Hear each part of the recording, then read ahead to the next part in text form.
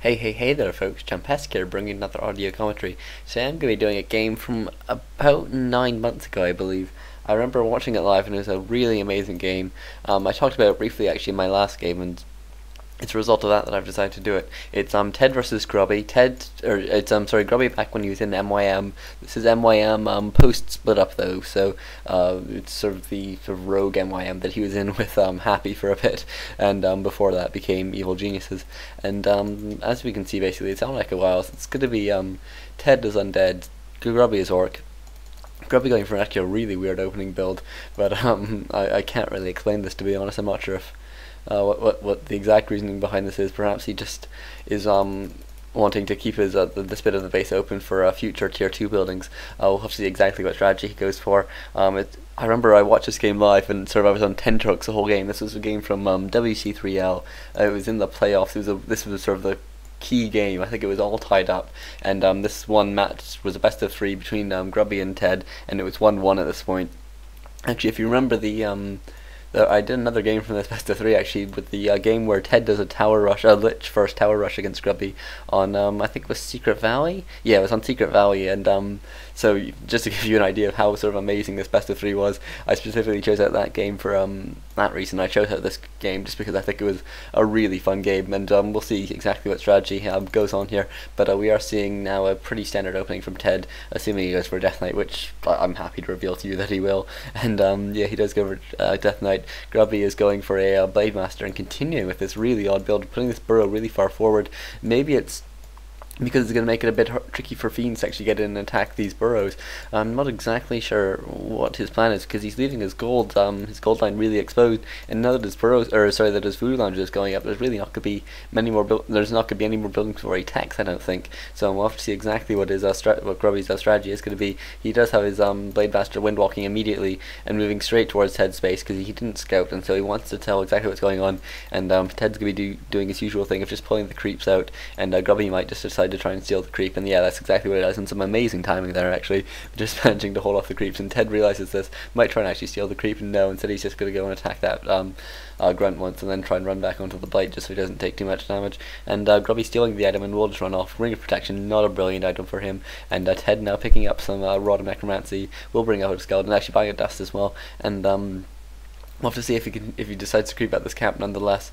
These creeps have been pulled out a bit, but they will eventually come back, and it looks like TeD is going to go creep something else because he wanted that item and he wanted the experience from it as well. And Grubby, meanwhile, is back at his base now and is going to be creeping out his own camp. He might, I imagine he'll actually creep out all the creeps here rather than just the Ogre Warrior, but certainly he might leave his, he might take his Blade Master away and go creep somewhere else. No, he's keeping it there. Gets a Gloves of Haste, certainly not a terrible item for him. And meanwhile, TeD happy to use a coil because he's tanking on his skeletons, and so he doesn't really mind if he wastes a coil on that Ogre Magi to take it down a bit quicker. And Death Knight picks up a Cult of Attack, and Grubby is now sort of done with creeping, or at least he's done with his Blade Master creeping, and it looks like the Blade Master will be running away. He is salving up. Didn't actually buy a Clarity, that's a bit of an odd choice, but maybe that's because he's going to go creep out the Marketplace now. No, actually, he's buying a Cult of Attack. That's an interesting choice. He sold his Ring of Protection. Obviously, he's just sort of trying to play up the pipping out your Blade Master type strategy, and TeD's still level 1 but fairly close to level 2 at this point, killing a raccoon so he can bring up a couple more skeletons, and then he can creep out this camp and hope for a Tome of Experience. And Grubby is now creeping out the Marketplace, actually going for an unusual thing. He's using his grunts, and actually he's creeping out sort of most of the creeps. I'm not sure if he's going to go for the Ogre Warriors as well, but certainly those trappers die very quickly to grunts, and we'll have to see how much of this camp he actually wants to creep. But he is now going for the Ogre Magi, which obviously gives an excellent item, and should be sort of a priority for creeping, just because you don't want your opponent coming in and stealing it. And Potion of Greater Mana, not great for the Blade Master, but certainly could be very good for whatever second hero Grubby decides to go for. And TeD now with 4 Fiends, and I imagine he has started his tech now, and has a good base block off as well, so Grubby will be able to get into those Acolytes. And meanwhile, Grubby's tech is significantly ahead. Obviously he's not going for such an resource intensive strategy like Mass Fiends, so he is able to tech a bit quicker, and looks like Grubby is now coming in. He might get a Creep Jack. Oh, excuse me. Ooh, I beg your pardon. And it looks like Grubby might just get here in time. TeD has not picked up a boots yet because he has that aura, and I guess he just wants to spend more on more on fiends instead, and just use a coil actually there just to get us level 3, and that's a really good choice by him, I think. Grubby using a speed troll, trying to keep up with these fiends.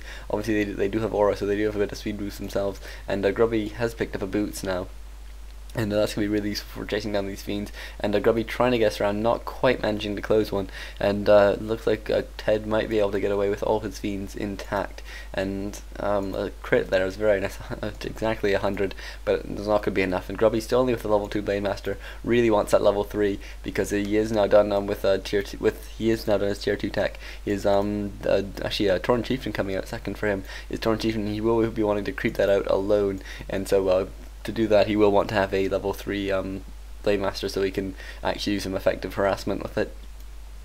And Grubby continuing to chase down these fiends. I imagine TeD just going to put this one on Blight. Actually no, he coils it, which is a bit of an odd choice, because I don't think Grubby could have killed it very quickly, but maybe because he knew his tech wasn't done, he wouldn't have any slowing quite yet.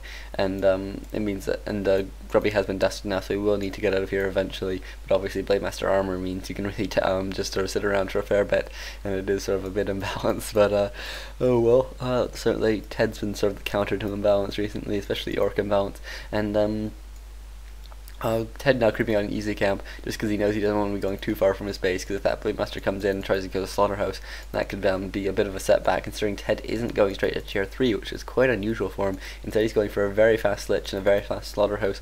Obviously since you want to pump fiends pretty much constantly, you don't have really that much money when you hit tier 2, and so you can't do sort of attack and put up your building and buy a hero. Sorry, and Grubby now creeping out his Torn Chieftain with his Blade Master. As I said, his Blade Master is still level 2, so he will have to continue creeping that out in tandem, but he will get level 3 from this camp, and at that point I imagine he'll run away. He might even give the Potion of Greater Mana to the Torn Chieftain before he goes. No, he hasn't actually, and interestingly, Grubby hasn't actually skilled Endurance Aura on his Torn Chieftain. It looks like he could continue with it, creeping with his Blade Master instead. And just going for some trickier camps and not trying to slow down TeD. That's maybe TeD won't be expecting this, I guess, because obviously the Blade Master harass is just so ubiquitous. And Grubby now sort of taking down that Renge Wizard as sort of a high priority, because it does do a fair bit of damage. It also takes takes damage quite quickly as well, so you can do a fair bit to it. And picking up a Talisman of Evasion. Not a brilliant item against undead, but certainly not the worst item you could hope for. And TeD using his illusions well just to sort of get an idea of what's out there, and Grubby not going to fall for that really. He knew that there were illusions anyways, and so he's not going to waste anything. But Grubby meanwhile using an ensnare on something that he is pretty sure is real. One fiend, and does manage to take it down. But meanwhile Grubby getting his Blade Master very low and coiled, will need to run away. The Lich is now out, and probably gone for Frost armor first, though I don't think we've seen it yet. And plus 15 damage on that Lich actually already. That's very, very nice for TeD. Obviously if he does get that orb, that'll be even better for him. And Grubby losing 1p on there, which was going to expand, I assume, but not really the end of the world. Grubby's put up a couple watchtowers in his base. I think he was really worried about some TeD pressure, and maybe this is all part of sort of Grubby's unusual base build. He has gone for dual bestiary and no tier 3 tech, and going for demolishers as well, so maybe he's going to go for some sort of push.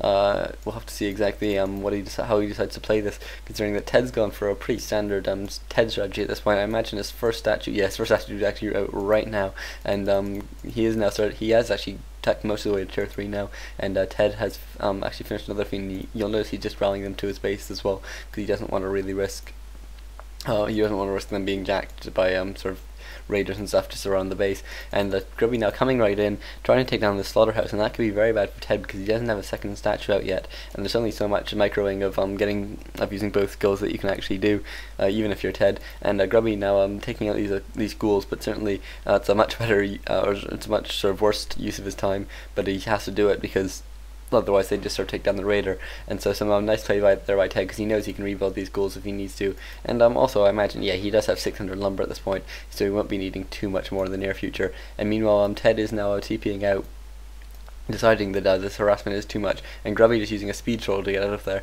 So some pretty annoying play there by Grubby. I mean, TeD sort of can't really do much about this. Obviously speed troll is just so powerful, and you can't really afford to TP aggressively as an undead, especially sort of if you're against a Torn Chieftain and you can get caught really out of position, and then one really good stomp can just sort of destroy you. And you can just do so much damage in that time. Obviously, even level 1 stomp is 3 seconds, which is ridiculous, considering that level 3 stomp is only 5 seconds. And so I think stomps are one of those skills that it starts off amazingly, doesn't get too much better, whereas something like shockwave, by comparison, starts off terribly, but gets so good by level 3. And Grubby now actually with his one demolisher here, just taking down this crypt, and TeD seems TeD's will probably turn around and try and kill it, but that will again waste a bit of TeD's time. But actually Grubby here with his army coming in now, and we'll try and go down for these statues first. This is something Grubby does a lot, and he tries to take down the statues first, which has always seemed like a bit of an odd choice to me, just because statues are really a much more long-term thing. Grubby has one really low raider, but is managing to save it by lots of things, and I imagine that the demolisher has actually changed focus now to the slaughterhouse, which is really low. That destroyer farm will finish though, and one goal is attacking that demolisher, and Grubby being forced to speed scroll again, taking a lot of damage on his units, and will be trying to get them all out of here. We'll lose one feed, and this one grunt probably will get away unless TeD really wants to dedicate himself towards killing it. And this one demolisher is just continuing to wreak havoc on the slaughterhouse. 3 acolytes being brought out to heal